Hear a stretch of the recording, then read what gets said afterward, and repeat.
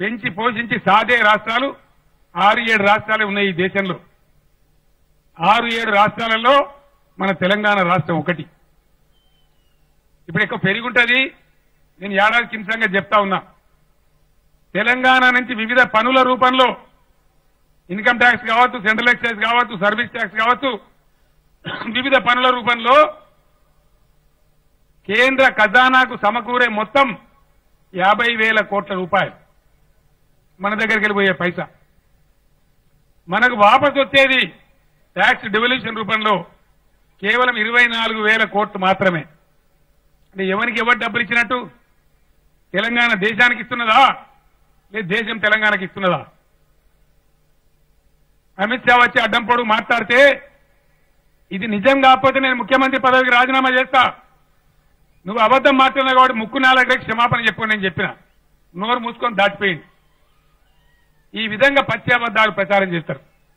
ఇలా మనం దేశానికి సహకరిస్తున్నాం, దేశాన్ని రాస్తున్నాం తప్ప మనకు డబ్బులు రావడం లేదు. సరే, మన అదృష్టం మనలాగా ఇంకో 5-6 రాష్ట్రాలున్నాయి. కలిగిన వాళ్ళ నుంచి తీసి పేదవాళ్ళకి పెట్టాలి కాబట్టి అదొక ప్రాసెస్ జరుగుతూ ఉంటే దానికి మనకు అభ్యంతరం లేదు. కానీ ఇది కఠోరమైన వాస్తవం. ఇట్లా చాలా విషయాలున్నాయి.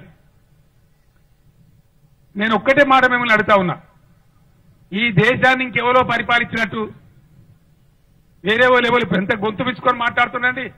మీరు రోజు టీవీలలో నరేంద్ర మోడీ స్పీచ్ నుండి మైకులు వలిపోతున్నాయి, రాహుల్ గాంధీ స్పీచ్ నుండి మైకులు వలిపోతున్నాయి. ఎవరు అసలు దొంగలు ఎవరు? ఇద్దరే, వేరే ఎవరో కాదు. ఈ దేశాన్ని గతి చేసింది ఎవరండి? వీళ్ళిద్దరు భక్తులే, వేరే వాళ్ళు కాదు. నేను ఒక్క సత్యం చెప్తే మీరు నమ్మలేరు. మాట కఠినంగానే ఉంటుంది కానీ సత్యం. భారతదేశానికి ఈ దేశానికి భగవంతుడు కావచ్చు లేదా ప్రకృతి కావచ్చు ప్రసాదించినటువంటి వరం.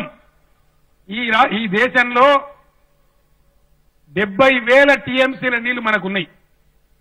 70,000 టీఎంసీలు. 70,000 టీఎంసీల నీళ్లు మనకుంటే మనకు వ్యవసాయానికి అనుకూలమైన భూమి భారతదేశంలో కేవలం 40 కోట్ల ఎకరాలు మాత్రమే ఉంది. 70,000 టీఎంసీ వాటర్ ఉంది. వ్యవసాయ అనుకూలమైన భూమి 40 కోట్లు ఉంది. మొత్తం ఎక్క ఇంచు లేకుండా దేశమంతా వాడితే కూడా 40,000 టీఎంసీలు సరిపోతాయి. ఇంకా 30,000 టీఎంసీలు మిగులుతాయి.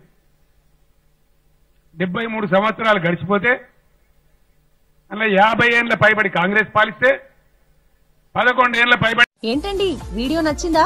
అయితే ఓ లైక్ వేసుకోండి, లేదంటే ఓ కామెంట్ చేయండి. ఎప్పటికప్పుడు మా వీడియోస్ చూడాలంటే సబ్స్క్రైబ్ చేసుకోండి.